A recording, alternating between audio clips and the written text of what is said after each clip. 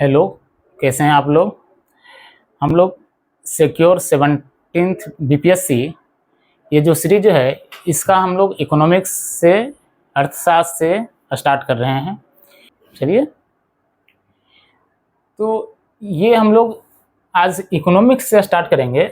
Basic economics का पहला chapter basic of economics यानी बेसिक कॉन्सेप्ट ऑफ इकोनॉमिक्स।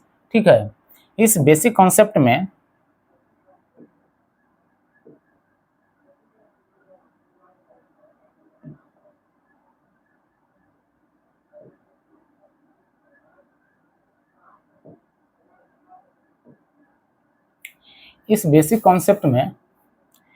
क्या क्या हम लोग पढ़ेंगे। टाइप्स ऑफ इकोनॉमी, इकोनॉमी का क्या क्या प्रकार है, कितने टाइप के इकोनॉमिक एक्टिविटीज़ हैं, economic activities, law of demand and supply, demand और सप्लाई का क्या लॉ है, कितने टाइप के गुड्स हैं, वस्तुएं कितने प्रकार के होते हैं, और demand elasticity, Engel's law, sectors of economy, economy के कितने सेक्टर हैं। और उसके बाद हम लोग ये सारे पे जो क्वेश्चंस है वो प्रैक्टिस करेंगे कि अब तक एग्जाम में मल्टीपल करेक्ट टाइप का उन्हें एक से अधिक ऑप्शन सही होने वाले स्टेटमेंट बेस्ड जो क्वेश्चंस है कितने आए हैं उससे हम लोग प्रैक्टिस करने की कोशिश करेंगे, ताकि ये पता लगे कि क्या हमने जो पढ़ा वो कितना पढ़ा सही है हमारा कॉन्सेप्ट, या उसमें क्या क्या और सुधार करने की ज़रूरत है। ठीक है, तो हम लोग स्टार्ट करते हैं पहला से। चलिए, क्या है पहला है कि जब इकोनॉमिक्स हम लोग पढ़ते हैं तो इकोनॉमिक्स में हम लोग पढ़ते हैं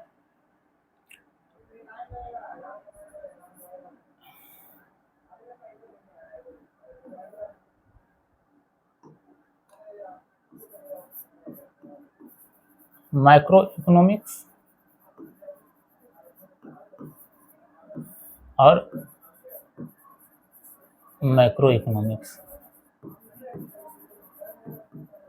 क्या है, एक माइक्रो इकोनॉमिक्स है, दूसरा मैक्रो इकोनॉमिक्स है।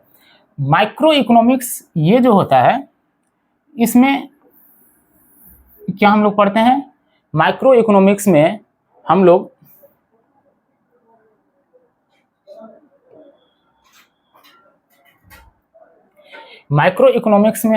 इंडिविजुअल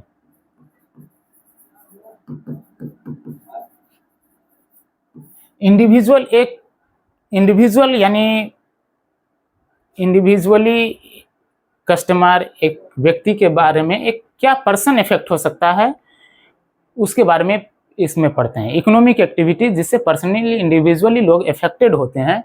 अब माइक्रो इकोनॉमिक्स में एक मास लेवल पे जैसे गवर्नमेंट की प्लानिंग, ये सारी चीज़ें हम इसमें पढ़ते हैं। ठीक है, बैंकिंग, फिजिकल पॉलिसी, ये सारी चीज़ें इसमें। अब हम लोग देखते हैं पहला कि types of economy. Types of economy में क्या क्या, हम इंडिया में हम लोग का कैसा इकोनॉमिक्स है, मिश्रित अर्थव्यवस्था, मिक्स्ड इकोनॉमी है। तो लेकिन पूरे वर्ल्ड में कितने टाइप के इकोनॉमिक्स होते हैं। पहला कैपिटलिज्म, पूंजीवादी, दूसरा सोशलिज्म, समाजवादी व्यवस्था, और तीसरा मिक्स्ड इकोनॉमी, मिश्रित अर्थव्यवस्था। यानी हमारा इंडिया में क्या है, इंडिया में क्या है, ये जैसे इंडिया में क्या है, मिक्स्ड इकोनॉमी है। कैपिटलिस्ट आपको मिलेगा, सोशलिज्म भी आज के डेट में ऑलमोस्ट ये चीज़ फुल्ली कैपिटलिस्ट कुछ ऐसा होता नहीं है, सब जगह गवर्नमेंट का कुछ न कुछ रोल प्लेड है। तो अब देखते हैं कि कैपिटलिज्म में क्या है, कैपिटलिस्ट इकोनॉमी क्या होता है, सोशलिस्ट क्या है, और मिक्स्ड इकोनॉमी कैसे, इसको अलग अलग ये डिफ्रेंशिएट होंगे।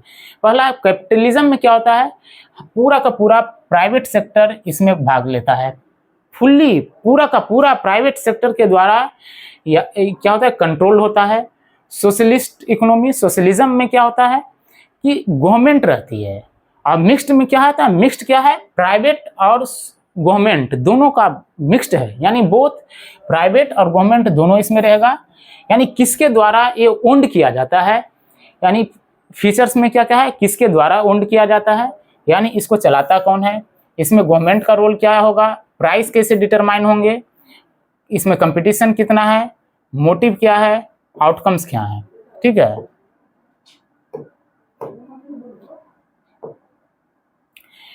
तो क्या है, कैपिटलिस्ट प्राइवेट इंटरप्राइजेस के द्वारा, ठीक है। इसमें गवर्नमेंट, सोशलिज्म में फुल्ली गवर्नमेंट के कंट्रोल में, मिक्स्ड में है प्राइवेट और गवर्नमेंट दोनों मिलकर चलाती है।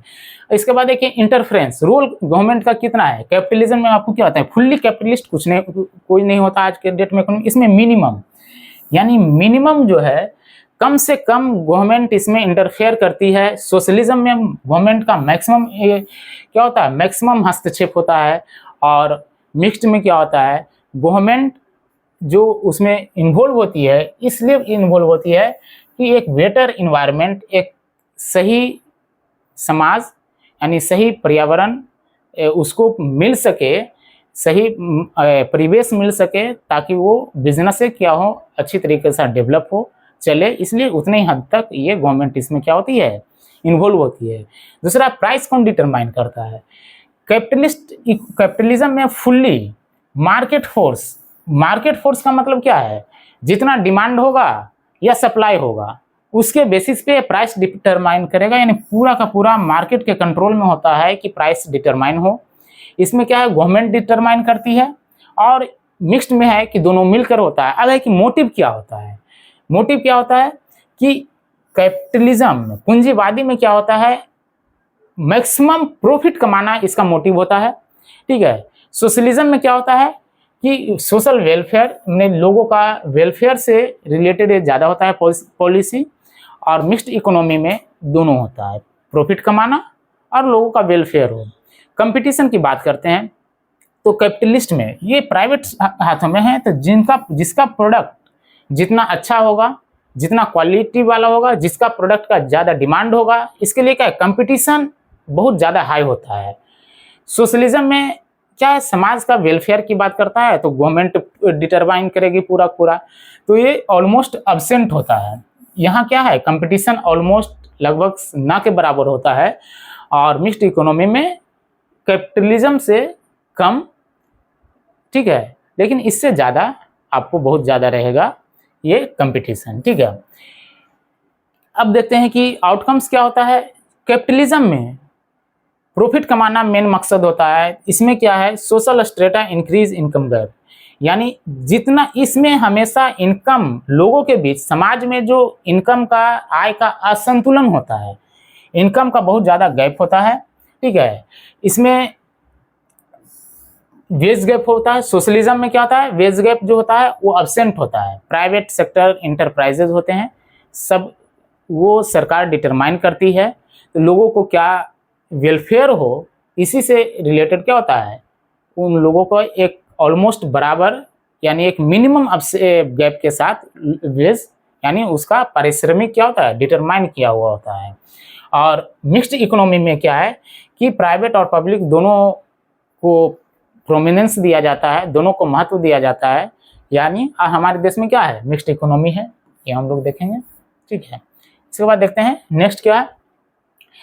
अब है इकोनॉमी का और दूसरा प्रकार क्या है, एक है डेवलप्ड इकोनॉमी, ठीक है, डेवलप्ड इकोनॉमी, दूसरा डेवलपिंग इकोनॉमी, ठीक है। तो डेवलप्ड इकोनॉमी,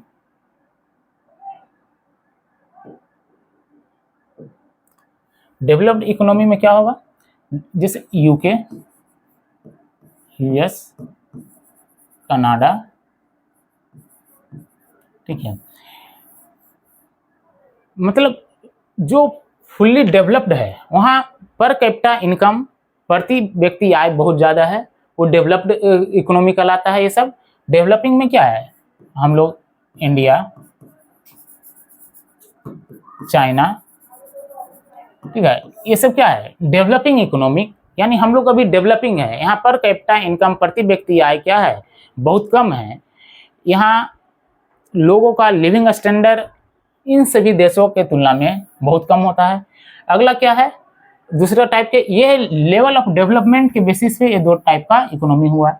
दूसरा टाइप है ओपन इकोनॉमी, ठीक है, ओपन यानी खुली अर्थव्यवस्था,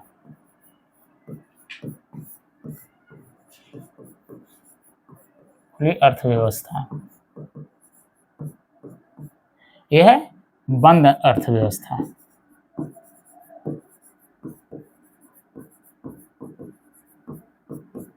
ये बंद अर्थव्यवस्था, ठीक है।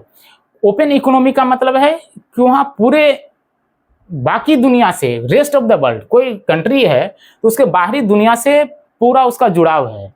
यानी वहाँ सामान क्या हो सकता है, आ सकता है, यानी आयात हो सकता है। एक्सपोर्ट इंपोर्ट जो है पूरे रेस्ट ऑफ द वर्ल्ड, बाकी की सारी दुनिया से उन्हें एक्सपोर्ट इंपोर्ट इजीली हो रहा है, उस पर रिस्ट्रिक्शन नहीं है। ठीक है, ये ओपन इकोनॉमिकल आज के डेट में सारे कंट्री का इकोनॉमी है क्या, ग्लोबलाइज्ड वर्ल्ड है।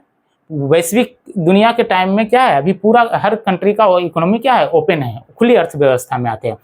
क्लोज्ड इकोनॉमी यानी वो देश अपने अंदर ही सीमित है और बाहर से उसको लेन देन से मतलब नहीं है, ये एक्सपोर्ट इंपोर्ट बहुत मतलब नहीं होता है या ना के बराबर। ऑलमोस्ट आज के टाइम में ऐसा माना जाता है कि नॉर्थ कोरिया एक बंद अर्थव्यवस्था है, लेकिन रियली में तो आज के डेट में क्लोज्ड इकोनॉमी क्या है, एब्सेंट है। ठीक है, सारी की सारी दुनिया ओपन इकोनॉमी है। चलिए, इसके बाद है कि इकोनॉमिक एक्टिविटीज, जो आर्थिक क्रिया है क्या क्या होता है किसी भी इकोनॉमी में। क्या होता है, किसी भी इकोनॉमी में 3 तरह के काम हो सकते हैं। पहला प्रोडक्शन, उत्पादन। दूसरा जो उत्पादन होगा उसका कंजम्पशन होगा, उत्पादन, इसका खपत, और एक कैपिटल, पूंजी निर्माण।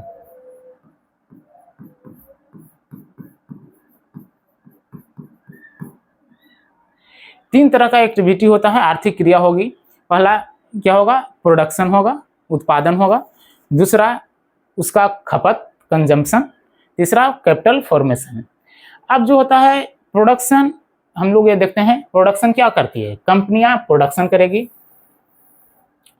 कंजम्पशन, कंज्यूमर यानी हाउस होल्ड जो होगा, कंज्यूमर हाउस होल्ड क्या करता है, कंजम्पशन करता है बाई हाउस होल्ड। ठीक है, कैपिटल फॉर्मेशन। अब देखिए कि क्या है, 4 फैक्टर्स, 4 कारक हैं। ठीक है, जिससे कि प्रोडक्शन पर डिपेंड करता है। पहला लैंड, लेबर, कैपिटल और इंटरप्राइजेस, एंटरप्रेन्योर। लैंड, अब लैंड क्या है, लैंड आप कहीं से लेंगे, किसके लिए, इंफ्रास्ट्रक्चर डेवलप करना है। इंफ्रास्ट्रक्चर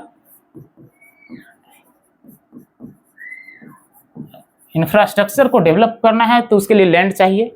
लैंड जब चाहिए तो उसके लिए हमको क्या होगा, रेंट पे करना पड़ेगा।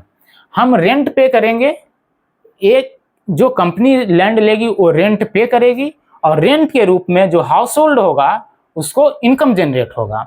दूसरा है लेबर, लेबर हायर करना होगा प्रोडक्शन के लिए। लेबर कैसा होना चाहिए, आज स्किल्ड लेबर, स्किल्ड लेबर को हम लोग क्या करेंगे, पेमेंट करेंगे। पेमेंट क्या होगा, वेज के रूप में, इसको वेज दिया जाएगा, यानी उसका मेहताना दिया जाएगा, पारिश्रमिक दिया जाएगा उसको काम करने के लिए। उसके बाद कैपिटल यानी हमको पूंजी चाहिए। पूंजी जो चाहिए, इस पूंजी को कहीं से हम लोन के रूप में ले सकते हैं, तो उस पर हमको क्या होगा, इंटरेस्ट का पेमेंट करना पड़ेगा। उसके बाद इंटरप्रेन्योर जो है, यानी जो आपके यहाँ आके काम कर रहा है, जो ये सारी चीज़ें कर रहा है, नया नया जैसे स्टार्टअप लगाते हैं, तो वो क्या करता है, उसमें जो प्रॉफिट होगा इंटरप्रेन्योर का, वो उसका। तो ये 4 फैक्टर्स हैं।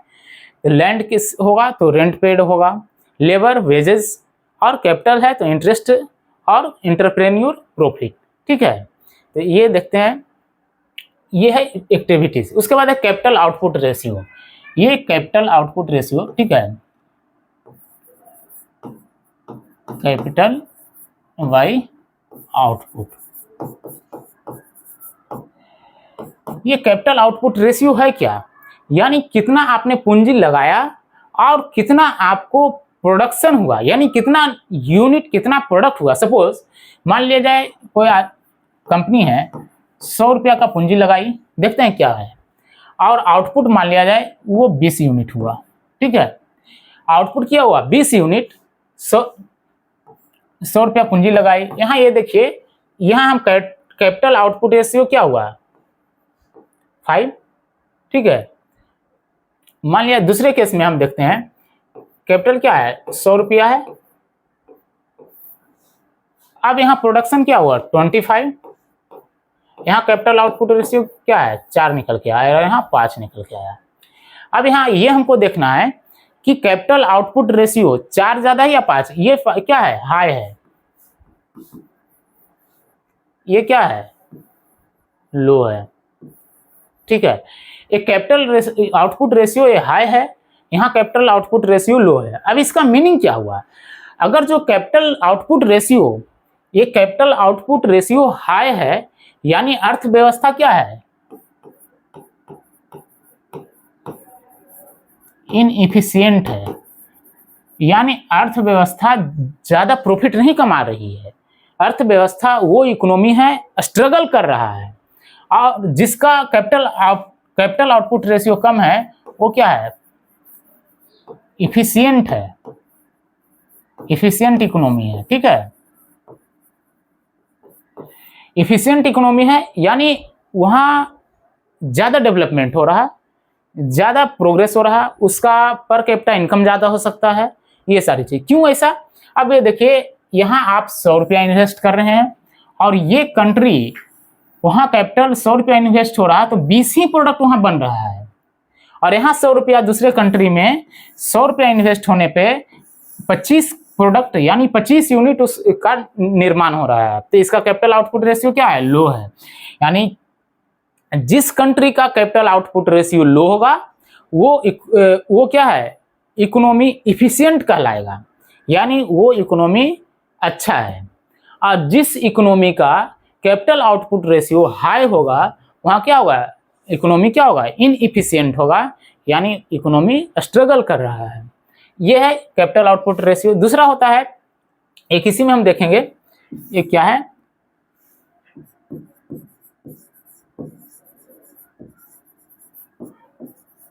इंक्रीमेंटल कैपिटल, चलिए देखते हैं इसको नेक्स्ट स्लाइड में। एक होता है इंक्रीमेंटल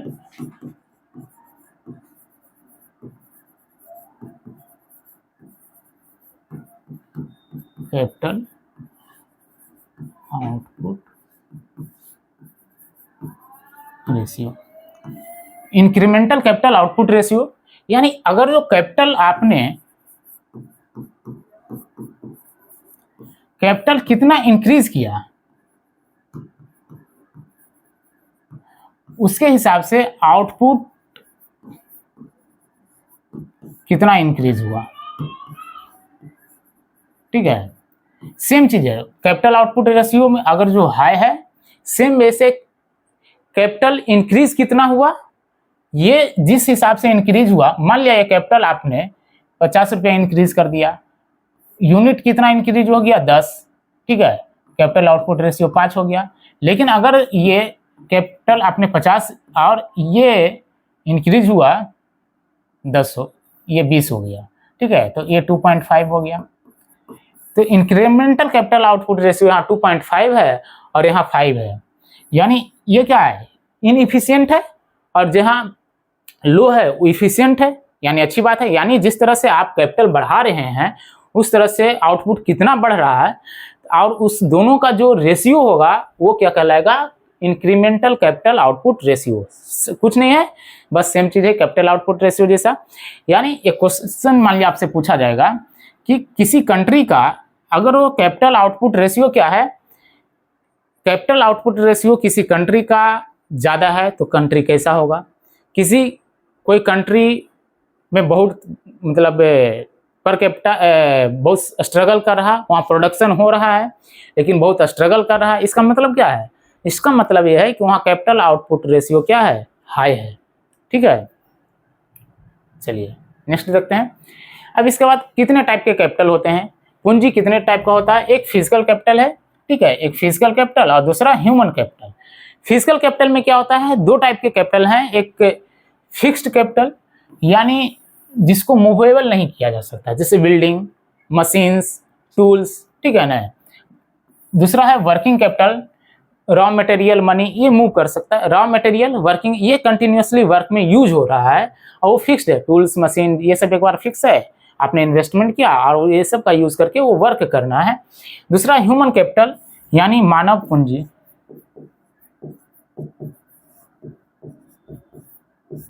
मानव पूंजी में क्या होगा, ह्यूमन क्या कर सकता है, ह्यूमन एंटरप्रेन्योरशिप का काम करेगा और वो अपना स्किल अपना नॉलेज से क्या होता है, एंटरप्रेन्योरशिप है, नॉलेज से क्या करेगा, अपने नॉलेज से वो मतलब इकोनॉमी को चलाता है, यानी उस अल्टीमेटली सारे चीज़ें वर्क जो करता है वो ह्यूमन कैपिटल पे डिपेंड करता है। ठीक है, कि वो उसका नॉलेज कितना स्किलफुल है या नहीं है। ठीक है, इसके बाद देखते हैं law of demand. Law of demand क्या है, मतलब ये लॉ ऑफ डिमांड यानी किसी इकोनॉमी में, पहले हम पढ़े हैं कि इकोनॉमी में क्या है, प्रोडक्शन होगा और कंजम्पशन होगा।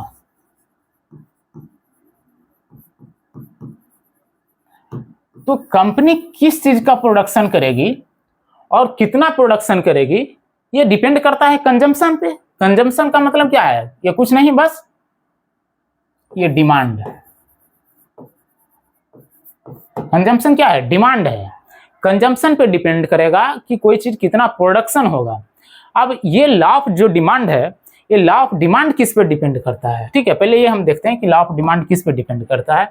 तो लॉ ऑफ डिमांड डिपेंड करेगा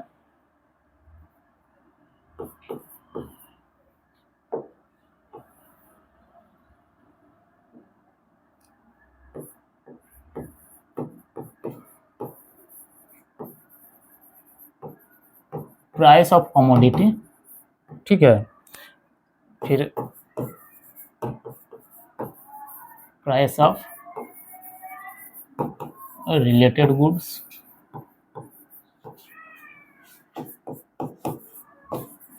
इनकम ऑफ कंज्यूमर और टेस्ट एंड, ये चार चीज है। ठीक है, इस चार चीज पे लॉ ऑफ डिमांड डिपेंड करता है। ठीक है,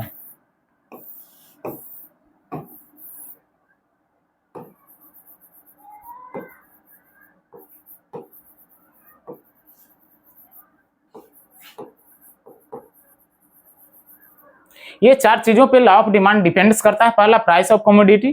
ठीक है, उसके बाद है price of related goods. Price of commodity मतलब किसी भी सामान का कितना प्राइस है। ठीक है, अब दूसरा है कि प्राइस ऑफ रिलेटेड गुड्स, उसी सामान से संबंधित दूसरे सामान का क्या प्राइस है। फिर कंज्यूमर जो उपभोक्ता है जो उसको यूज करेगा उसका इनकम क्या है, इनकम कम उसके हिसाब से। और टेस्ट एंड प्रेफरेंस, क्या वो गुड्स का जो कंज्यूमर है इसका गुड्स को कितना उसके लिए बेनिफिशियल है, वो उसको चाहिए या नहीं चाहिए, उसको क्या जरूरत है। किसी को चाय चाहिए तो किसी को कॉफी चाहिए। ठीक है ना, किसी को रेलवे से ट्रेवल करना है, किसी को एयरवेज से ट्रेवल करना है। तो दैट मीन्स ये चार चीजें हैं, इस पे लॉ ऑफ डिमांड क्या करता है, डिपेंड्स करता है। इसके बाद देखते हैं, देखिए अब क्या है लॉ ऑफ डिमांड। तो प्राइसेस मान लिया जाए, ये क्या है कि सब चीज अगर स्टेबल है, यानी बाकी कोई भी चीज अगर फैक्टर्स चेंज नहीं करता है, ठीक है, कोई फैक्टर चेंज नहीं करता है, तो लॉ ऑफ डिमांड क्या कहता है कि अगर किसी कमोडिटी का, किसी वस्तु का, गुड्स का प्राइस अगर जो बढ़ेगा तो क्या होगा, उसका डिमांड क्या होगा, घटेगा। और अगर जो प्राइस घटेगा तो उसका क्या होगा, डिमांड बढ़ेगा। ये स्वाभाविक बात है, ये तो नेचुरल चीज है कि कोई भी जिसका प्राइस बढ़ गया है तो उसके हिसाब से क्या होता है, उसका डिमांड लो कम। मान लिया जाए मार्केट में है लहसुन का रेट बढ़ जाए तो क्या होता है, लोग का कंजम्पशन घट जाता है। लेकिन ठीक है, अगर वो किसी भी चीज़ का रेट डाउन हो गया तो लोग उसका कंजम्पशन थोड़ा सा बढ़ा देते हैं। बाकी सारे फैक्टर क्या होना चाहिए, वो स्टेबल होना चाहिए, इनकम, रिलेटेड गुड्स, जो भी लॉ ऑफ डिमांड जिसमें था। चलिए अब लॉ ऑफ डिमांड क्या कहता है। लॉ ऑफ डिमांड कह रहा है, क्या क्या ग्राफ है, ये प्राइस है, ये क्वांटिटी, इस तरफ क्वांटिटी है। मान लिया जाए किसी टाइम पे प्राइस ये रहा, इतना क्वांटिटी के तक का डिमांड है। मान लिया प्राइस P है, यहाँ इस टाइम क्वांटिटी Q का डिमांड है। मान लिया प्राइस बढ़ के ये हो गया, ठीक है, क्वांटिटी का डिमांड क्या हो गया Q1, ये प्राइस P1 हो गया। मान लिया प्राइस ये रहा P2, क्वांटिटी Q2। यानी ये ग्राफ पे हम ये देख रहे हैं कि ये प्राइस है, इस प्राइस पे अगर जो यहाँ ये क्वांटिटी का डिमांड था तो प्राइस क्या हो गया, बढ़ गया। प्राइस बढ़ गया तो क्वांटिटी का डिमांड क्या हो गया, घट गया। प्राइस घट गया, प्राइस यहाँ है तो इसके रिलेटिव में क्या है, क्वांटिटी का डिमांड बढ़ गया। तो ये एक लॉ ऑफ डिमांड का ये जो ग्राफ है, ग्राफ क्या है, लॉ ऑफ डिमांड का ग्राफ ये है। अगर एक तरफ प्राइस है दूसरे तरफ क्वांटिटी है तो ये हो क्या होगा, लॉ ऑफ डिमांड का ग्राफ होगा। अब ये जब डिमांड है तो डिमांड के बेसिस पे सप्लाई डिपेंड करेगा। तो लॉ ऑफ सप्लाई देखते हैं क्या है, ठीक है ना।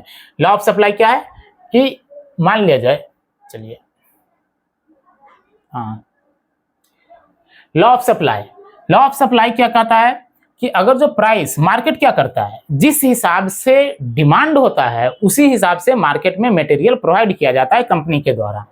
तो मान लिया जाए प्राइस ये है, इसके अकॉर्डिंग ये क्वांटिटी, ठीक है, डिमांडेड है।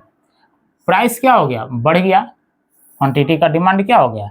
मान लिया प्राइस P है, क्वांटिटी Q है, और प्राइस P1 आ गया तो क्वांटिटी क्या है, P1 है।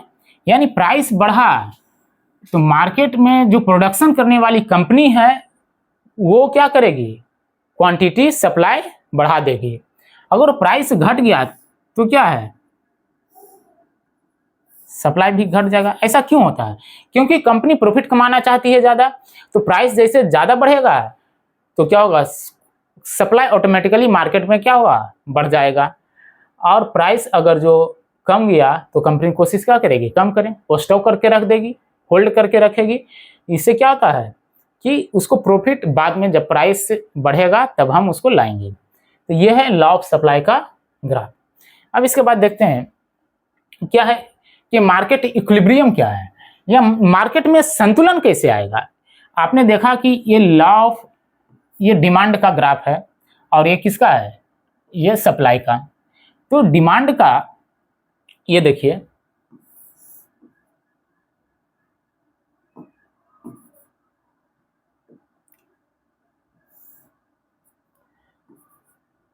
ये डिमांड का ग्राफ ऐसा था, सप्लाई का ग्राफ ऐसा था। ये दोनों इंटरसेक्ट किया एक पॉइंट पे, यहाँ पे ये क्या है, ये मार्केट इक्विलिब्रियम है। ये क्या है, मार्केट इक्विलिब्रियम, यानी ये संतुलन है मार्केट में। अब ये देखिए प्राइस P पे इतना क्वांटिटी का डिमांड है और प्राइस P के हिसाब से इतना ही क्वांटिटी सप्लाई हो रहा है। यानी जितना डिमांड है उतना सप्लाई क्या हो गया, मार्केट में किया जा रहा है। ये कहलाया मार्केट इक्विलिब्रियम। लेकिन आप ये देखिए कि प्राइस बढ़ गया, प्राइस बढ़ गया तो मार्केट में जो सप्लायर है वो मैक्सिमम प्रॉफिट कमाने के लिए क्या करेगा, ये सप्लाई बढ़ा देगा। सप्लायर क्या है, प्राइस बढ़ गया तो प्रोडक्ट का सप्लाई क्या हो गया, बढ़ गया, प्रोडक्ट का सप्लाई बढ़ गया। लेकिन दूसरी तरफ हम ये देखते हैं कंज्यूमर क्या करता है, प्राइस बढ़ गया तो क्या करेगा, वो कम ऑब्जेक्ट खरीदेगा, यानी उसका डिमांड घट गया। अब ये सोचिए कि ये चाहिए था डिमांड और यहाँ ये आ गया सप्लाई, ठीक है, इस प्राइस पे। तो ये जो इतना है ये सरप्लस, यानी सरप्लस, मार्केट में डिमांड से ज़्यादा प्रोडक्ट अवेलेबल है। और जब सरप्लस होगा तब क्या होगा, जब सरप्लस हो जाएगा तो उसका फिर क्या होगा, प्राइस, सारा चीज अगर वो सेम है तो सरप्लस हो गया तो प्राइस क्या हो जाएगा, कमोडिटी का, उस सामान का घटने लगेगा। अब ये देखिए दूसरी तरफ कि प्राइस घट गया, प्राइस घट गया तो प्राइस जैसे ही घटता है तो उसका डिमांड क्या करता है, लॉ ऑफ डिमांड क्या कहता है कि बढ़ जाएगा। तो डिमांड मान लिया जाए यहाँ है, ठीक है, डिमांड ये चाहिए, लेकिन सप्लायर क्या कर रहा, सप्लाई कम प्राइस है तो कम कमोडिटी का, कम वस्तु का सप्लाई करेगा। तो ये ग्राफ हुआ इतना, ठीक है, इस ग्राफ में इतना का शॉर्टेज है, ये शॉर्टेज हो गया, डिमांड है इतना Q1 का और सप्लाई किया जा रहा है Q2 का कम है, तो ये जो शॉर्टेज हुआ, जब शॉर्टेज हो जाएगा तो फिर क्या होगा, प्राइस राइज करेगा, यानी प्राइस का हाइक होने लगेगा, प्राइस बढ़ जाएगा। ठीक है, ये कहता है लॉ ऑफ डिमांड और लॉ ऑफ सप्लाई के हिसाब से ये है मार्केट इक्विलिब्रियम का ग्राफ। ठीक है, चलिए इसके बाद देखते हैं क्या है कि इक्विलिब्रियम प्राइस क्या होगा। इक्विलिब्रियम प्राइस क्या होता है कि ऐसा प्राइस जिसपे कि जितना डिमांड किया जा रहा है मार्केट में कमोडिटी का, जितने वस्तु का डिमांड किया जा रहा है गुड्स का, और वो सप्लाई दोनों बराबर है, यानी क्वांटिटी ऑफ डिमांड और क्वांटिटी ऑफ सप्लाइड क्या है, दोनों इक्वल है, ये क्या कहलाएगा, इक्विलिब्रियम प्राइस। और इक्विलिब्रियम क्वांटिटी क्या होगा, अगर इक्विलिब्रियम प्राइस पे क्या होता है, क्वांटिटी डिमांड और क्वांटिटी जो सप्लाइड है ये दोनों बराबर है इक्विलिब्रियम प्राइस पे, तो ये क्या कहलाएगा, इक्विलिब्रियम क्वांटिटी। अब ये है कि जब भी ये प्राइस इक्विलिब्रियम क्वांटिटी है, अब प्राइस क्या हो, बढ़े या घटे, डिमांड बढ़े या घटे। ठीक है, यानी सप्लाई बढ़ा या डिमांड में किसी भी तरह का गुड्स या सर्विसेज में अगर जो बढ़ोतरी हुआ, इंक्रीज हुआ, तो उसको हम क्या कहते हैं, इंक्रीज इन इक्विलिब्रियम क्वांटिटी। यही कह रहा है, इंक्रीज इन सप्लाई या डिमांड किसी में गुड्स या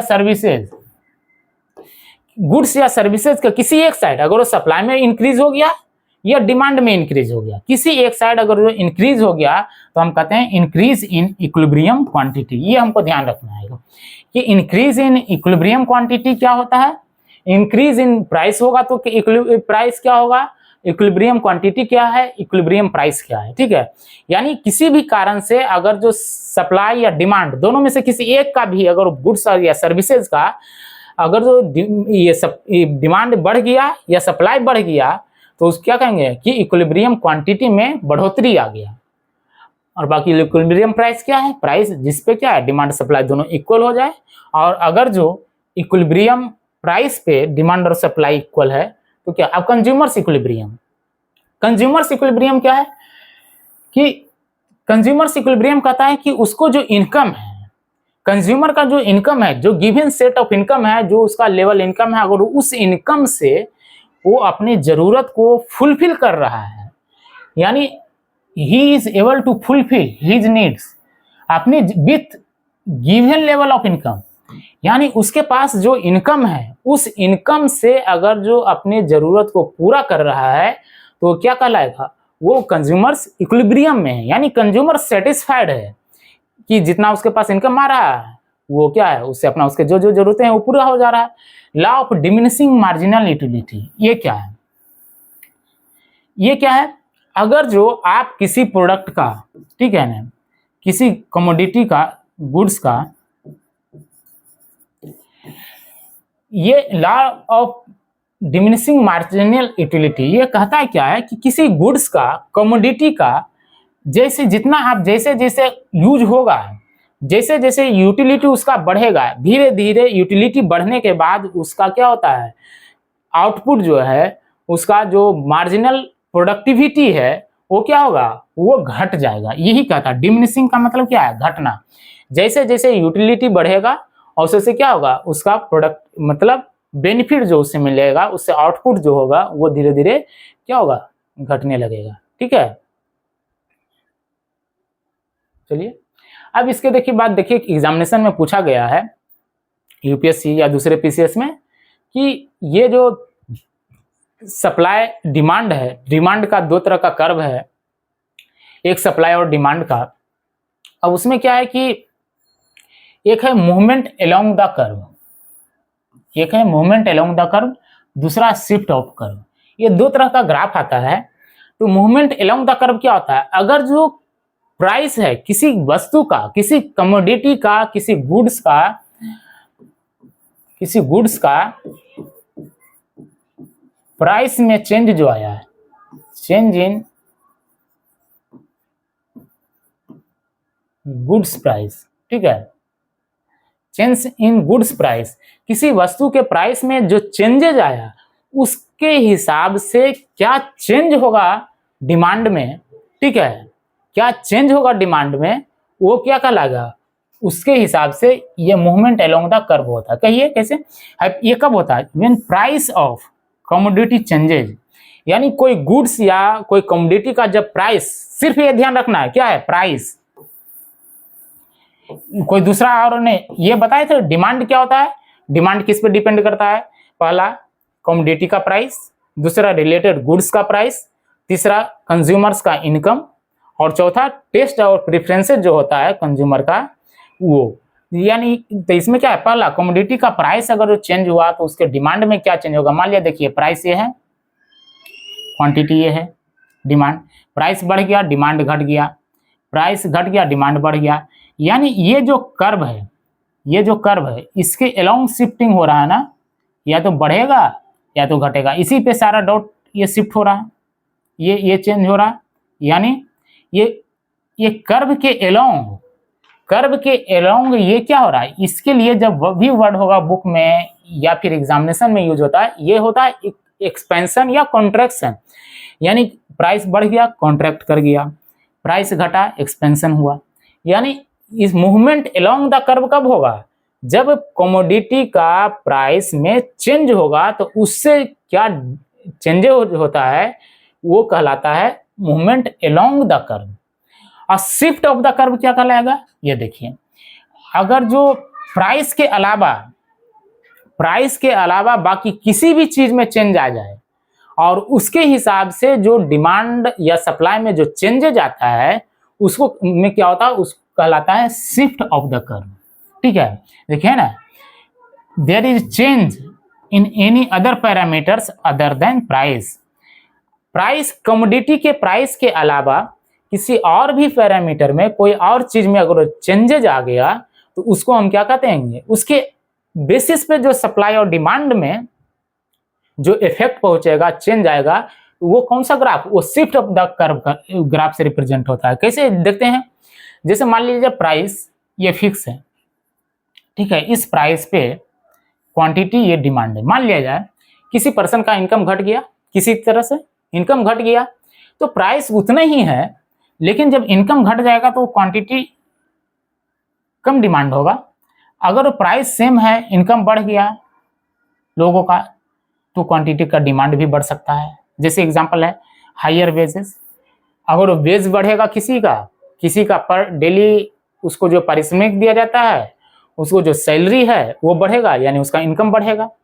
मान लिया जाए टैक्स रेट बढ़ गया तो इनकम घट जाएगा, टैक्स रेट कम कर दिया गया तो इनकम क्या होता है, फाइनल उसके पास जो घर में आ रहा है इनकम वो बढ़ेगा। तो इससे क्या होता है, ये डिमांड और सप्लाई इफेक्ट होता है। यानी यहाँ क्या है, प्राइस नहीं है, यहाँ other than price, other than goods price, यानी वस्तु के प्राइस के अलावा बाकी किसी भी चीज में चेंज आया तो वो जो कर्व होगा शिफ्ट ऑफ कर्व कहलाएगा। ठीक है, उसके बाद टाइप ऑफ गुड्स। गुड्स कितने टाइप्स के होते हैं, किस बेसिस पे टाइप होंगे गुड्स, ये हम देखते हैं कि यानी वस्तुएं के प्रकार। पहला है इनकम के बेसिस पे, ठीक है ना, इनकम के बेसिस पे कितने टाइप के गुड्स होते हैं, पहला नॉर्मल गुड्स, ठीक है, दूसरा इंफीरियर गुड्स। अब ये नॉर्मल गुड्स क्या होता है, एसेंशियल जो डेली हम लोग यूज करते हैं। अगर इनकम बढ़ेगा, बस ये याद रखना है, इनकम बढ़ेगा तो डिमांड क्या होगा, बढ़ेगा। इनकम बढ़ेगा तो डिमांड क्या होगा, बढ़ेगा। एसेंशियल जो गुड्स है वो ये नॉर्मल डेली लाइफ का जो गुड्स है।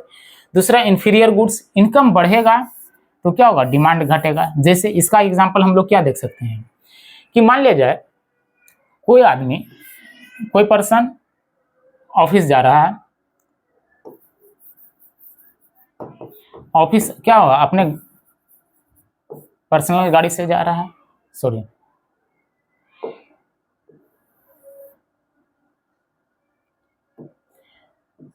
वो ऑफिस जा रहा है, ऑफिस अभी मान लिया जाए पब्लिक ट्रांसपोर्ट का यूज कर रहा है। पब्लिक ट्रांसपोर्ट यानी मेट्रो से या सरकारी बसेस से वो ऑफिस जा रहा है, लेकिन अगर इसका इनकम इंक्रीज हो जाए,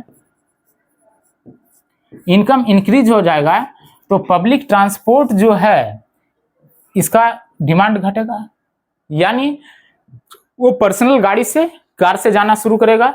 यानी कह रहा कि जब इनकम बढ़ता है तो डिमांड क्या हो गया, घट गया। इनकम इलास्टिसिटी यहाँ क्या है, डिमांड का निगेटिव है।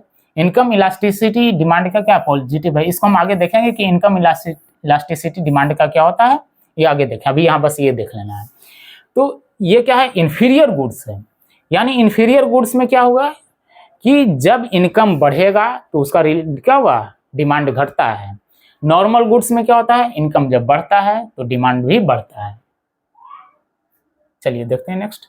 बेस्ड ऑन प्राइसेस, दूसरा टाइप का होता है प्राइस के बेसिस पे।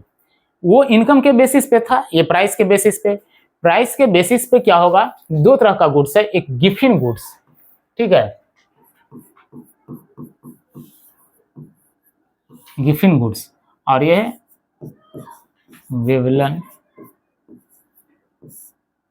वेवलन गुड्स, ठीक है। तो गिफिन गुड्स क्या कहता है कि जब वो प्राइस बढ़ेगा तो डिमांड भी बढ़ेगा, ठीक है। गिफिन गुड्स क्या कहता है,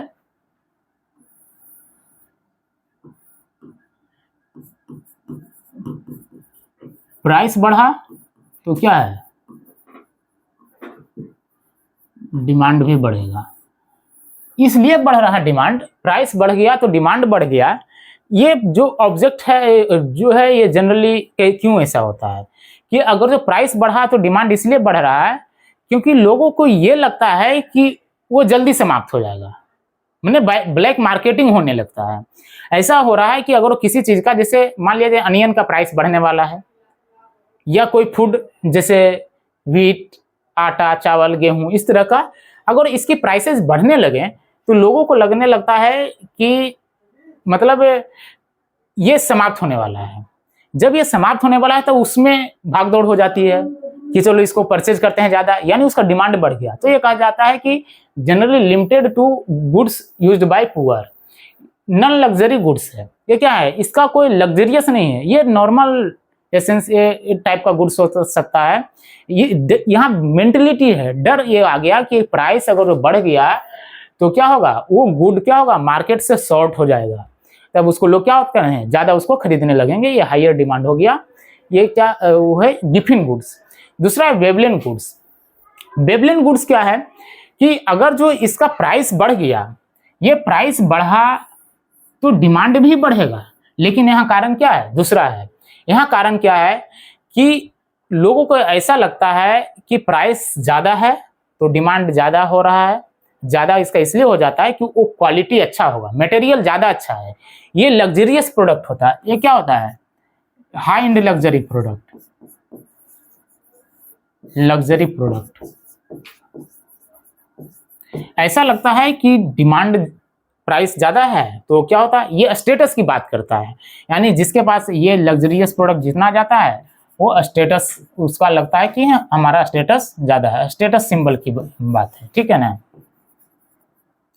यानी एक है दोनों डिमांड बढ़ रहा है, प्राइस बढ़ेगा तो डिमांड बढ़ेगा, लेकिन अंतर क्या है, ये गिफिन गुड्स, यहाँ जैसे आप ये इसका एग्जाम व्हीट हो गया, राइस हो गया, ठीक है, ये सब क्या है, गिफिन गुड्स है। और यहाँ luxury product, TV, AC, fridge, ये सब, ठीक है। अब एक है word snob effect. Snob effect क्या है, ये जनरली परसेप्शन है कि जिस प्रोडक्ट का प्राइस जितना ज्यादा होगा वो प्रोडक्ट का क्वालिटी उतना ज्यादा होगा, इसको क्या कहते हैं, स्नोब इफेक्ट। ये माना जाता है कि higher cost means high quality, higher cost means high quality, इसी को कहते हैं स्नोब इफेक्ट। तो ठीक है, ये समझ में आया। Normal goods, inferior goods, income के बेसिस पे, प्राइस के बेसिस पे दो तरह का गुड्स है, गिफिन गुड्स और वेवलेन गुड्स, ठीक है। नेक्स्ट देखते हैं यूटिलिटी ऑफ सोसाइटी। सोसाइटी के यूटिलिटी के बेसिस पे गुड्स जो है वो कितने टाइप होते हैं। पहला मेरिट गुड्स, दूसरा नॉन मेरिट। मेरिट गुड्स क्या होता है, बेनिफिशियल टू सोसाइटी या कंट्री। ये क्या है? Non merit harmful to society, harmful है सोसाइटी के लिए। तो मेरिट गुड्स में क्या है? जैसे मेरिट गुड्स में आप ये कौन सा सोसाइटी के लिए मैंने beneficial, health care, education, health education, ठीक है, ये सब क्या है? ये सोसाइटी के लिए बेनिफिशियल है, merit goods. Non merit goods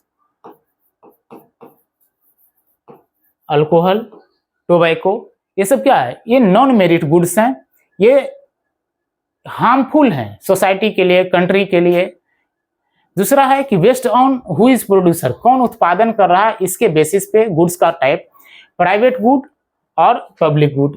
private good और पब्लिक गुड, यानी प्राइवेट, पब्लिक मतलब कॉमन पीपल के लिए गवर्नमेंट टाइप का। राइवल और एक्सक्लूडेबल। प्राइवेट गुड्स क्या है? राइवल हो सकता है, एक्सक्लूडेबल हो सकता है। राइवल का मतलब अगर जो आपने इसका यूज हुआ, राइवल का मीनिंग क्या होगा? राइवल का मतलब अगर एक पर्सन यूज कर रहा है, एक पर्सन कहीं उसका कंजम्पशन कहीं हो रहा है, तो दूसरी जगह उसका क्या होगा? शॉर्टेज हो जाएगा। एक जगह अगर जो यूज हो रहा है तो दूसरे जगह उसको शॉर्टेज होना हो सकता है। जैसे मान लिया जाए कार है, ठीक है, कार मार्केट में जो है, कोई आदमी परचेज लिमिटेड जो है, अगर कहीं यूज हो रहा है, उसका परचेज हो रहा है, तो दूसरे पर्सन के लिए वो क्या हो सकता है? अवेलेबल नहीं हो सकता है। एक्सक्लूडेबल यानी उसको यूज करने से आपको मना किया जा सकता है,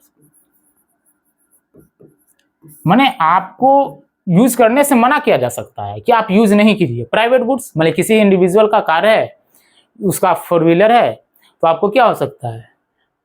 वही इंडिविजुअल यूज करेगा, दूसरे पर्सन उसको यूज नहीं कर सकते हैं। तो ये क्या कहला कि प्राइवेट जो है वो राइवल है और एक्सक्लूडेबल है। दूसरा पब्लिक गुड्स।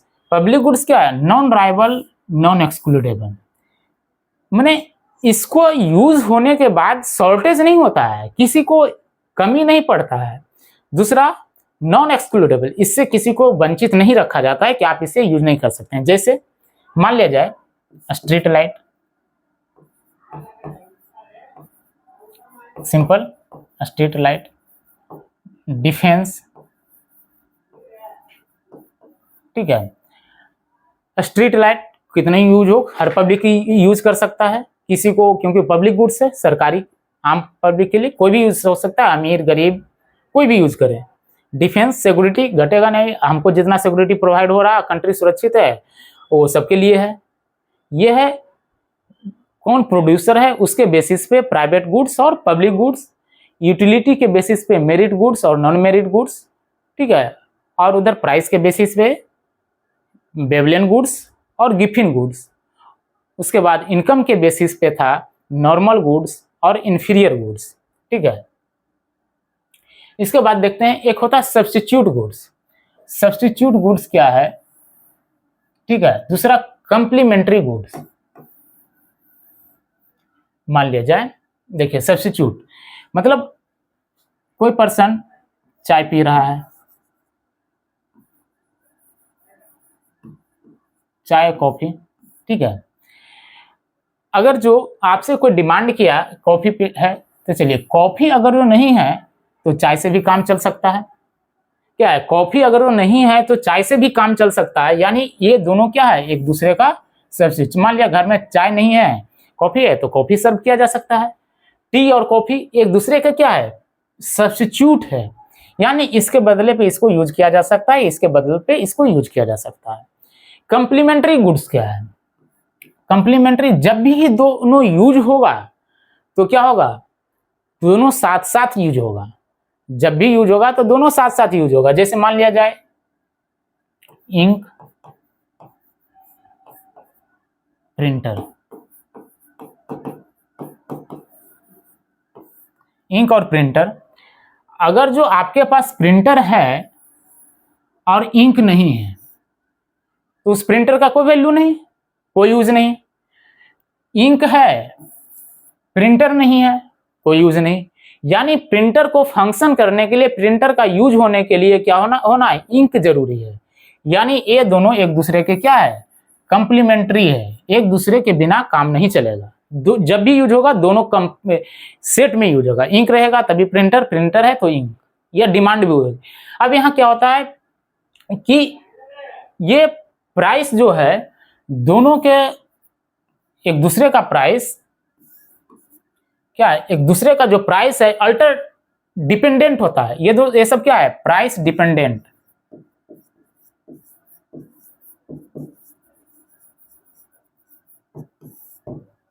ये क्या है, ये भी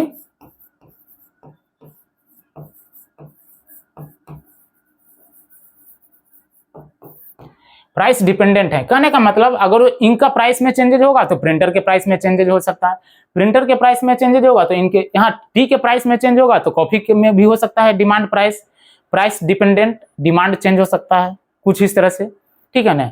मान लिया जाए चाय का प्राइस बहुत ज्यादा बढ़ गया, चाय का प्राइस ज्यादा बढ़ गया तो लोग सोचेंगे कि चाय क्यों पिए, कॉफी पी लेते हैं, ठीक है। कॉफी का प्राइस इसलिए क्या है कि डिमांड जो है, एक दूसरे का जो डिमांड है वो प्राइस डिपेंडेंट है। यहाँ क्या है, मान लिया जाए इंक का डिमांड बढ़ गया तो प्रिंटर का डिमांड ऑटोमेटिकली ही घटेगा, क्योंकि इंक बहुत ज्यादा कॉस्टली हो गया तो लोग क्या करेंगे, प्रिंट कम से कम ऐसे ही काम चल सकता है। सेम भी अगर प्रिंटर का डिमांड बहुत बढ़ गया है तो मार्केट में जब प्रिंटर नया परचेज नहीं हो रहा है या प्रिंटर लोग परचेज नहीं कर रहे हैं तो इंक कैसे परचेज होगा, बिना प्रिंटर का तो इंक खरीदने से कोई फायदा नहीं। तो ये क्या है, एक सब्स्टिट्यूट्स गुड्स है और दूसरा कंप्लीमेंट्री गुड्स। यानी दो, ये कंप्लीमेंट सीधा याद रखना है, कंप्लीमेंट्री गुड्स में एक गुड्स दूसरे गुड्स के बिना यूजफुल नहीं है। सब्स्टिट्यूट है कि चलिए अगर जो ये नहीं तो इससे काम चल जाए, चलिए ठीक है। अभी हम लोग जैसे अभी देखे थे इनकम इलास्टिसिटी, ऐसे price elasticity of demand. Price elasticity of demand क्या है, इसके बाद इनकम इलास्टिसिटी ऑफ डिमांड होगा। प्राइस इलास्टिसिटी ऑफ डिमांड क्या है, कहता है कि कोई ऑब्जेक्ट, कोई सामान एक्स है, कोई गुड्स एक्स है, इसका अगर जो प्राइस में क्या चेंजेज आया तो इसका डिमांड में क्या चेंज होगा, ठीक है। यानी कोई ऑब्जेक्ट का, कोई सामान जो मार्केट में उसका प्राइस में कितना परसेंट चेंज आया, उसके रिस्पेक्ट में उसका डिमांड में कितना परसेंट चेंज आ जाएगा, तो उसको क्या कहते हैं, प्राइस इलास्टिसिटी ऑफ डिमांड। मान लिया जाए किसी का प्राइस 100 से घट के 50 हो गया, ठीक है, और उसका डिमांड क्या है 50 से बढ़ के 75 हो जाए, ठीक है, 50 से बढ़ के 75 हो जाएगा तो कितना परसेंट का चेंज आया, 50%। और यहाँ कितना परसेंट का चेंज आया, चलिए इसको थोड़ा सा और ये करें, डिफर हो,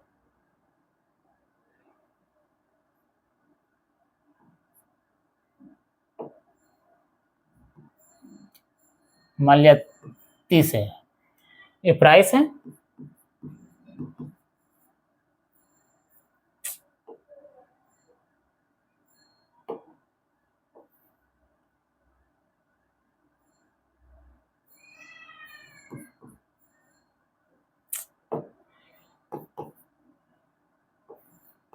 मान लिया ये प्राइस है, ये क्वांटिटी है, ये 50% चेंज हुआ, इसमें कितना चेंज हुआ, इसमें चेंज हो गया 30 × 100 डिवाइडेड बाई 50, 60% का चेंज हो गया, ठीक है। अगर कोई ऑब्जेक्ट है उसका प्राइस में 50% चेंज हुआ, ठीक है, तो डिमांड में क्या हो गया 60% का चेंजेज आ गया।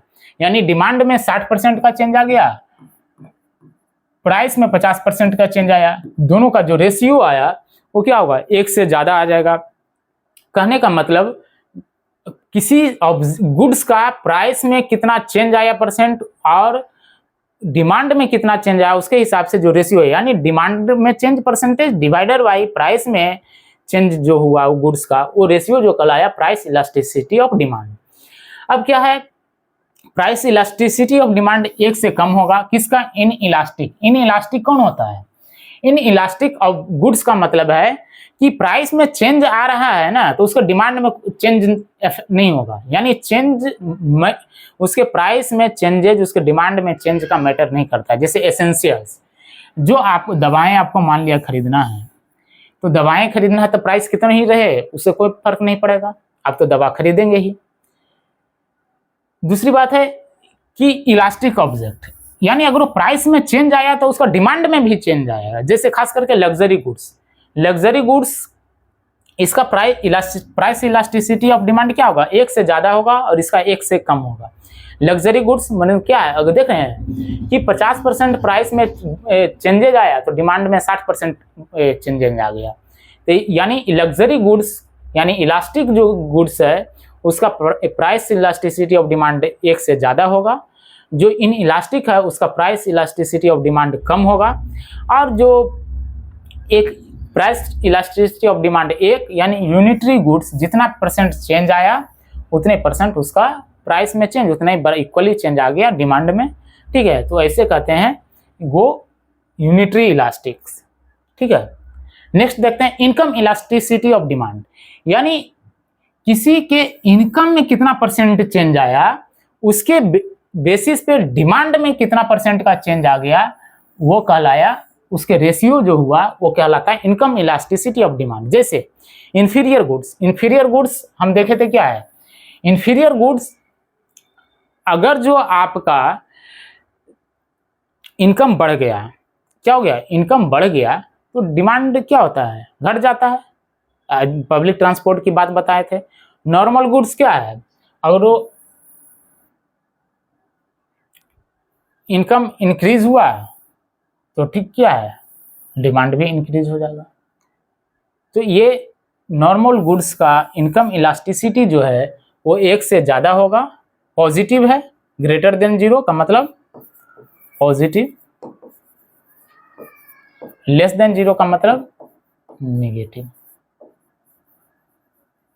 ठीक है, यानी इंफीरियर गुड्स का income elasticity of demand negative होता है और नॉर्मल गुड्स का इनकम इलास्टिसिटी ऑफ डिमांड क्या होता है? पॉजिटिव होता है। इसके बाद देखिए एक होता है क्रॉस इलास्टिसिटी ऑफ डिमांड। ठीक है,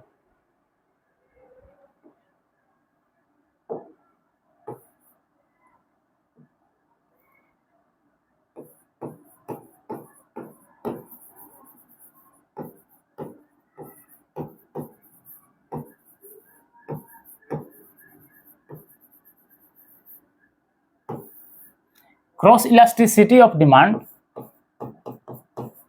क्रॉस इलास्टिसिटी ऑफ डिमांड है क्या? क्रॉस इलास्टिसिटी ऑफ डिमांड क्या है कि अगर जो कोई गुड्स वाई है उसका प्राइस में चेंज आया, मान लिया percent change in price of goods by,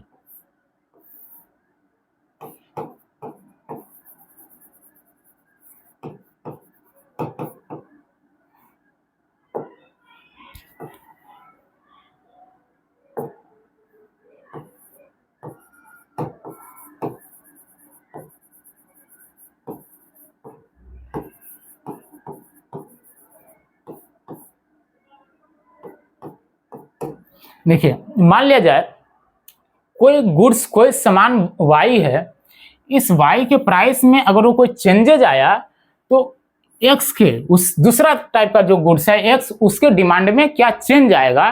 ठीक है, ये कहलाता है क्रॉस इलास्टिसिटी ऑफ डिमांड। जैसे मान लिया जाए यहां हम देखते हैं कि टी है, कॉफी, अगर ये देखिए कॉफी का प्राइस बढ़ेगा तो चाय का डिमांड क्या होगा? बढ़ेगा। कॉफी का प्राइस जब बढ़ जाएगा तो लोग कॉफी का पीना कम करेंगे। तो कॉफी का प्राइस अगर बढ़ गया तो चाय की तरफ लोगों का झुकाव बढ़ेगा, यानी चाय का डिमांड बढ़ गया।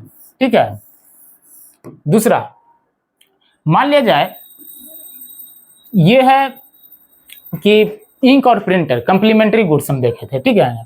तो मान लीजिए प्रिंटर है,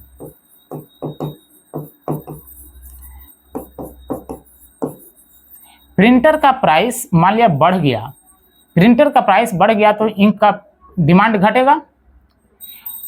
प्रिंटर का प्राइस बढ़ने से क्या हो रहा है, प्रिंटर का डिमांड घट रहा है, यानी प्रिंटर का प्राइस बढ़ गया, लोग प्रिंटर परचेज नहीं कर रहे हैं तो इंक का भी डिमांड ऑटोमेटिकली घट जाएगा।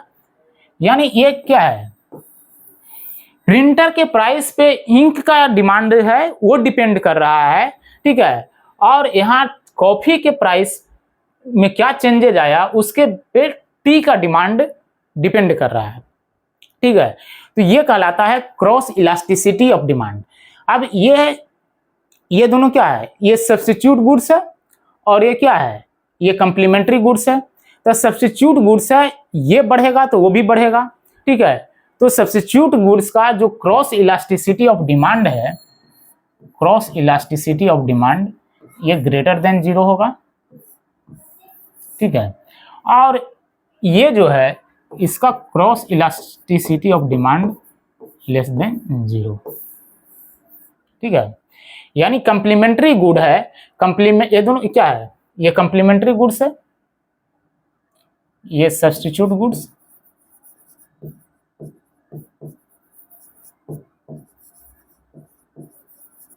ये क्या है कंप्लीमेंट्री,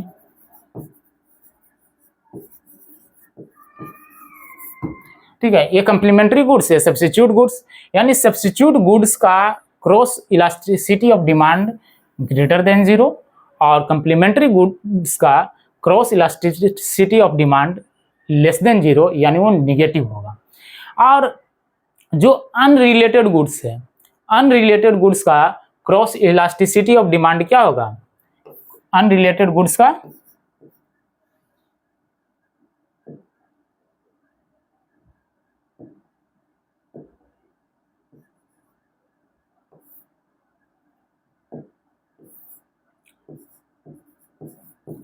अनरिलेटेड गुड्स जो होगा, अनरिलेटेड गुड्स का इसका cross elasticity of demand equal to 1 होगा, ठीक है। मतलब उसमें कोई रिलेशन नहीं है, ठीक है। सब्स्टिट्यूट गुड्स का ग्रेटर देन 0 और कंप्लीमेंट्री का लेस देन 1। चलिए इसके बाद एंजल्स लॉ, एंजल्स लॉ ये खास करके देखना है कि एंजल्स लॉ क्या है। एंजल्स लॉ कहता है कि जैसे जैसे लोगों का इनकम बढ़ता है, ठीक है, तो जो एसेंशियल्स है, ठीक है ना, जो जरूरत की चीजें हैं उसके पे जो खर्च है उससे क्या चेंजेज आएगा, ठीक है ना।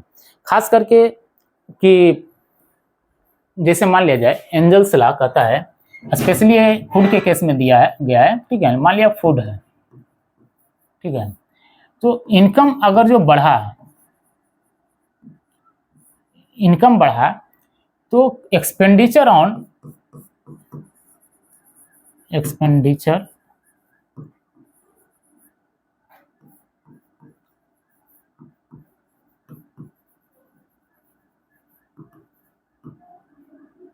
प्रोपोर्शनेट एक्सपेंडिचर ऑन, चलिए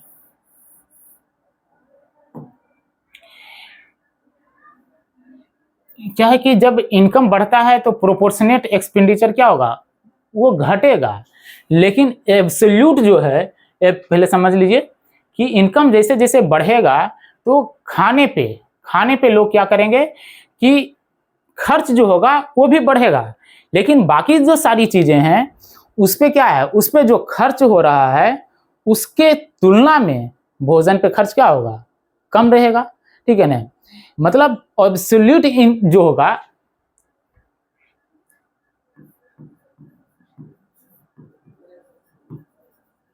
proportionate expenditure on foods falls, but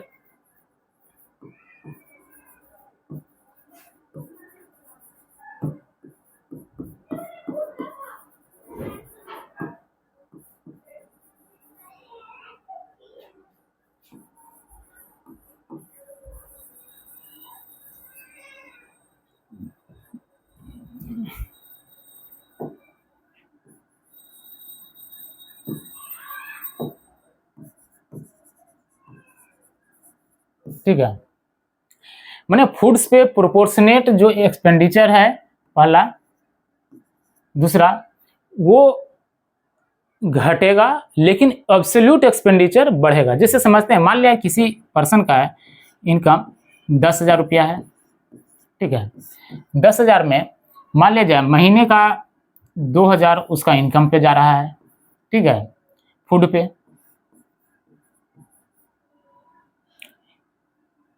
3,000 मान लिया जाए उसका जा रहा है एजुकेशन पे, और बाकी हेल्थ क्वालिटी चीज़ें जो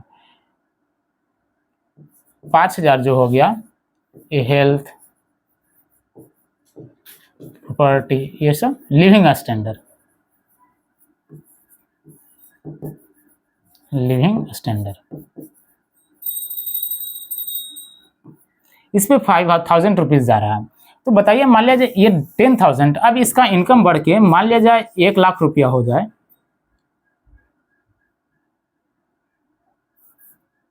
इसका इनकम मान लिया जाए 10,000 से बढ़ के 40,000 हो जाए, 40,000 होगा तो फूड पे बढ़ेगा तो जरूर। मान लिया फूड पे बढ़ गया, बढ़ेगा कितना होगा, 2,000 से आदमी 5,000 करेगा, ठीक है। एजुकेशन और बेहतर एजुकेशन पे जाएगा, यहाँ 3,000 के जगह पे ये हो सकता है कि ये खर्च यहाँ 15,000 कर दे, ठीक है, और इस पे बाकी लिविंग स्टैंडर्ड पे 20,000 खर्च कर दे। कहने का मतलब एब्सोल्यूट एक्सपेंडिचर जो है फूड्स पे, एब्सोल्यूट तो बढ़ेगा लेकिन जी रेशियो के हिसाब से बाकी सब चीज़ों पे जो खर्च हो रहा है उसके कंपैरिजन में, उसके रेशियो में फूड्स पे जो एक्सपेंडिचर है वो क्या कर रहा है, ये घटेगा। यही एंजल्स लॉ कहता है, ठीक है ना, कि absolute expenditure rises, absolute expenditure overall जो कुल एक्सपेंडिचर है नेट फूड पे वो राइज करेगा, लेकिन प्रोपोर्शनेट जो एक्सपेंडिचर है फूड पे बाकी सब के कंपैरिजन में वो उस पे कम होगा, वो घटेगा। यही एंजल्स लॉ कहता है, ठीक है ना, एंजल का नियम ये बोलता है। इसके बाद देखते हैं कि थोड़ा सा इनकम क्या है, इनकम आई। इनकम में क्या होता है, जो आपका सेविंग्स है और एक्सपेंडिचर है दोनों को ऐड करेंगे तो इनकम होगा। इन्वेस्टमेंट किसके द्वारा क्या जाता है, इन्वेस्टमेंट गवर्नमेंट कर सकती है, हाउस होल्ड करता है, फर्म करता है, या कंपनी, अगर इंडियन कंपनी है आपका तो ये क्या होगा, इंटरनल सोर्स से, और एफडीआई ये क्या है, एक्सटर्नल है। अब इसके बाद देखिए एक मेन टर्म जो है, ठीक है, इसको हम लोग देखते हैं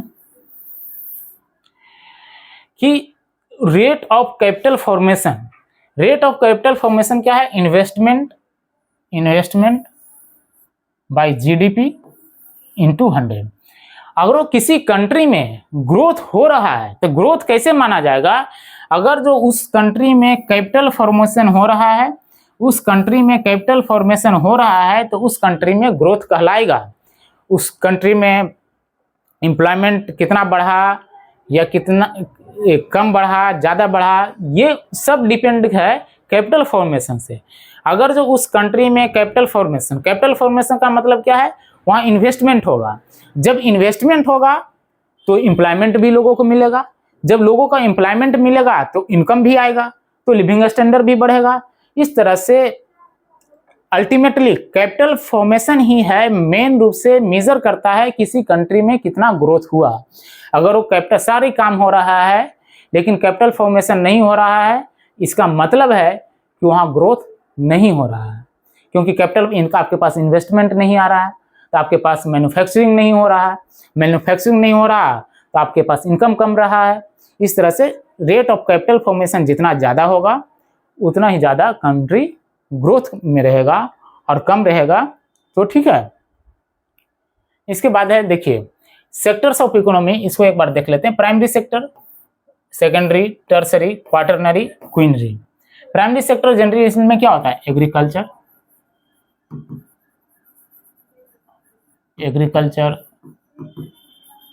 फिशरी, ठीक है। तो सेकेंडरी मैन्युफैक्चरिंग से रिलेटेड जितना है, विनिर्माण से संबंधित सारा क्या है, सेकेंडरी सेक्टर है। और एग्रीकल्चर से रिलेटेड क्या है, प्राइमरी, टर्सरी में सर्विस सेक्टर होता है, लेकिन ये मेनली 3 ही दिया जाता है। कहीं कहीं मान लिया पूछ दिया, एक क्वार्टरनरी, एक क्वीनरी। क्वार्टरनरी में क्या होता है, इंटेलेक्चुअल नॉलेज बेस्ड जो होता है, रिसर्च एंड डेवलपमेंट जो होता है, क्वार्टरनरी कहलाता है। और क्वीनरी का मतलब क्या होता है, डिसीजन मेकिंग, मतलब यूनिवर्सिटी में या गवर्नमेंट के बेसिस पे जो हाई लेवल डिसीजन मेकिंग होता है, ये क्वीनरी सर्विसेज में कहलाता है। और क्वार्टरनरी में knowledge based research and development, tertiary services, IT sector, ठीक है ना, हॉस्पिटलिटी, ये सब क्या है टर्सरी सेक्टर में। सेकेंडरी में मैन्युफैक्चरिंग, प्राइमरी में क्या है, एग्रीकल्चर और फिशरी, ठीक है। तो ये बेसिक इकोनॉमिक्स आज थोड़ा सा। उसके बाद नेक्स्ट हम लोग जब चलेंगे, इसके बाद हम लोग बचा हुआ, ठीक है, इसके बाद बचे हुए जो रहेंगे खास करके जो कवर करेंगे, नेशनल इनकम,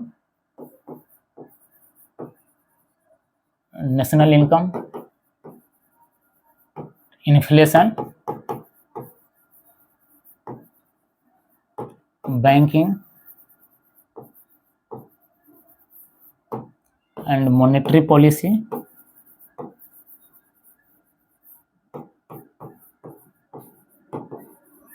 बैंकिंग और मॉनेटरी पॉलिसी, ठीक है ना, फिस्कल पॉलिसी माने गवर्नमेंट का जो होता है, फिस्कल पॉलिसी, इसमें बजट वगैरह सारा होगा।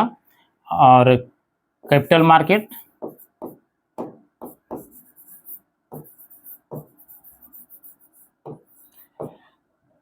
International organisation, IMF, world bank, ठीक है, इंटरनेशनल ऑर्गेनाइजेशन। और कुछ फिर देख लेंगे इसमें कि अनएम्प्लॉयमेंट,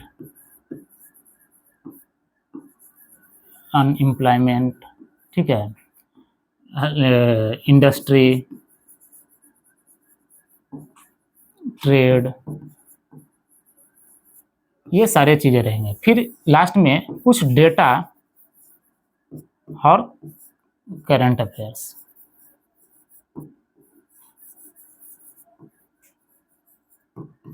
ये सारे चीज़ें हम लोग अपकमिंग जितने भी सेशन होंगे इकोनॉमिक्स में, ये सारे मेजर चीज़ें हम लोग देखेंगे, जिससे कि मैक्सिमम क्वेश्चन ये सारे सेक्टर से आते हैं। तो हम लोग कोशिश करेंगे कि अगले 3 से 4 क्लास, मतलब 8 से 10 घंटे में, 10 घंटे तक में हम लोगों का एक टारगेट रहेगा कि जो मेजर सब्जेक्ट्स हैं, मेजर टॉपिक हैं, उसको प्रैक्टिस क्वेश्चन के साथ में आपको क्या किया जाए, कंप्लीट किया जाए। इसलिए आप लोगों से रिक्वेस्ट है कि आप इसको ज़्यादा से ज़्यादा लाइक, शेयर, सब्सक्राइब कीजिए।